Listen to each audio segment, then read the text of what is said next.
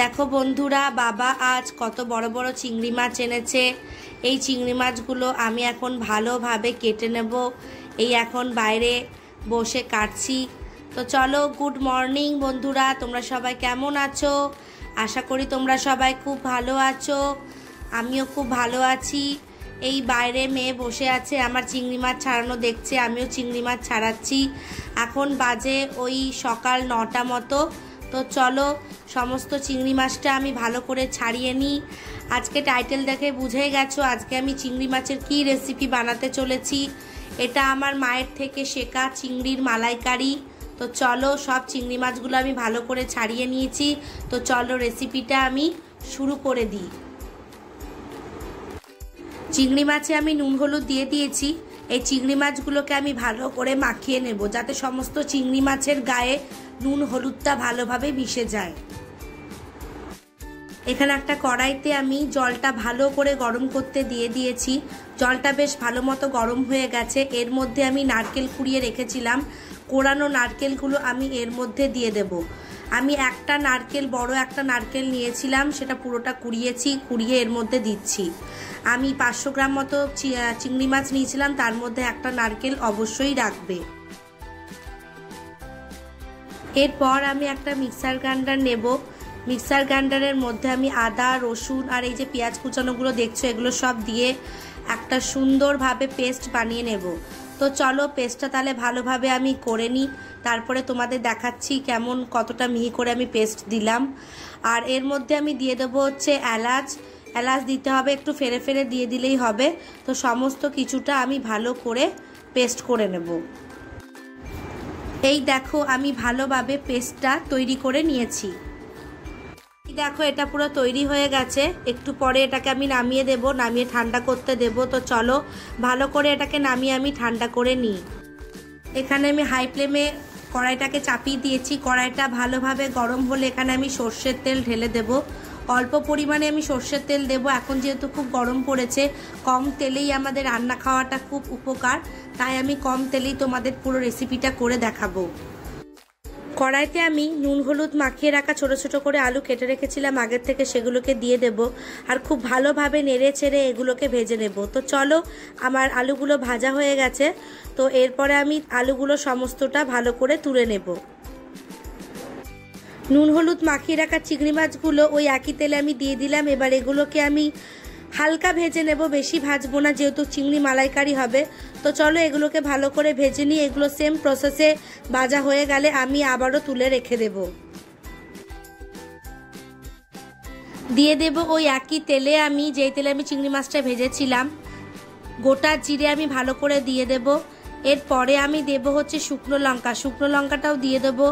শুকনো লঙ্কা এরপরে দিয়ে দিলাম আমি সামান্য পরিমাণ চিনি, দিয়ে একসাথে আমি ভালো করে নেড়ে নেব। চিনিটা তেলেতেই দিলাম, কারণ যাতে আমার মালাইকারির কালারটা দারুণ আসে। সমস্ত কিছুকে আমি ভালোভাবে নেড়ে নিচ্ছি।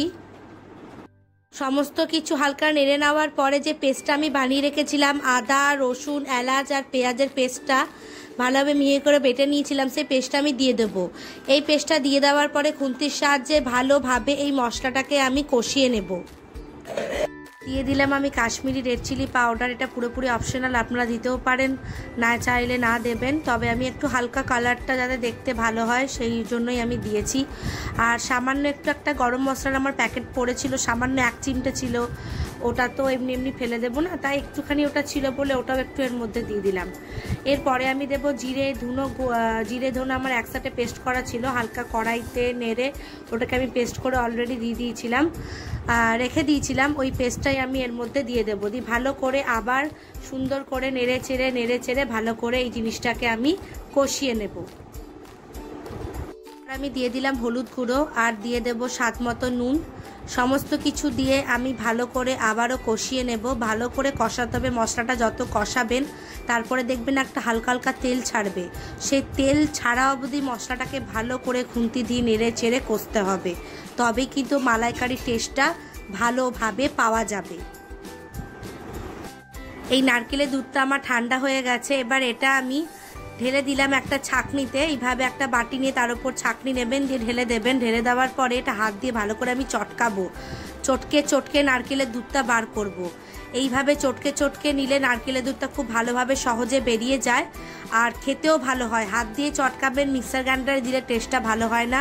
চটকে চটকে চলুন দুধটা আমি ভালো করে বের করে নিই। এই দেখুন বন্ধুরা কি সুন্দরভাবে আমি দুধটা বার করে নিচ্ছি। এই যে ক্লোজ থেকে আমি দেখাচ্ছি, দেখুন কতটা দুধ আমার বেরিয়েছে। অল্প করে আমি নারকেলের দুধটা ঢেলে নিয়ে ভালো করে কষিয়ে নেব। এখন অল্প করে আমি দুধটা দেব, তো চলুন ভালো করে এটাকে আমি কষিয়ে নিই। মশলা যত ভালোভাবে কষাবেন নারকেলের মালাইকারিটা কিন্তু ততটাই খেতে সুস্বাদু হবে। তাই এই স্টেপগুলো কিন্তু খুব ভালোভাবে আপনাদের ফলো করতে হবে। পর মশলাটা সামান্য কষানো হয়ে গেলে গ্যাস কমিয়ে আমি একটা থালা ঢাকা দিয়ে দেব। এটা কিছুক্ষণ হতে দেব, 2-3 মিনিটের মতো। এরপর ঢাকা খুলে দিয়েছি আমি। ঢাকা খুলে দেখুন আমি চিংড়ি আর আলুটা একসাথে সমস্তটা দিয়ে দিয়েছি। এরপরে কি করব, যে বাকি যে নারকেলের দুধটা ছিল সেটাকে দিয়ে দেব।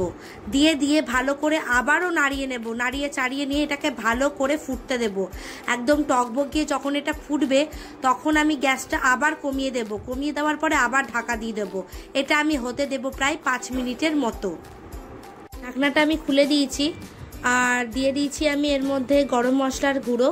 গরম মশলার গুঁড়ো দেওয়ার পরে একটু হালকা হাই ফ্লেমে আমি একটু জাস্ট নেড়ে নেব। নেড়ে নিলেই আমার চিংড়ি মাছটা প্রায় কমপ্লিট, মানে প্রায় পুরোপুরি বলতে পারো আমার কমপ্লিট হয়ে গেছে। এই দেখো কি দারুণ হয়েছে মালাইকারিটা। এটা তোমরা মনে করছো যে এত ঝোল ঝোল থেকে গেছে, কিন্তু না, এটা যখনই হালকা ঠান্ডা হয়ে যাবে না পুরো চাপ হয়ে একদম বসে যাবে আর খেতে অসাধারণ লাগে। তোমরা এইভাবে কিন্তু অবশ্যই বানাবে, এত ভালো খেতে লাগে আর এত সুস্বাদু হয়। তোমরা নিজেরা না বানিয়ে খেলে না বুঝতেই পারবে না যে কতটা খেতে ভালো লাগে। এরপর আমি চিংড়ি মাছের মালাইকারিটা হয়ে যাওয়ার পর একটা বাটি নিয়েছি, বাটিতে আমি সমস্তটা ঢেলে নেব। এই দেখো সুন্দর করে সমস্তটা ঢেলে নিচ্ছি, দেখতেই পাচ্ছ কি ভালো হয়েছে আর এত সুন্দর একটা গন্ধ বেরোচ্ছিল। মানে বন্ধুরা তোমাদের কি বলবো, তোমরা আমার মতো বানালে ঠিক আমার মতনই তোমরা একটা সুন্দর গন্ধ অনুভব করবে।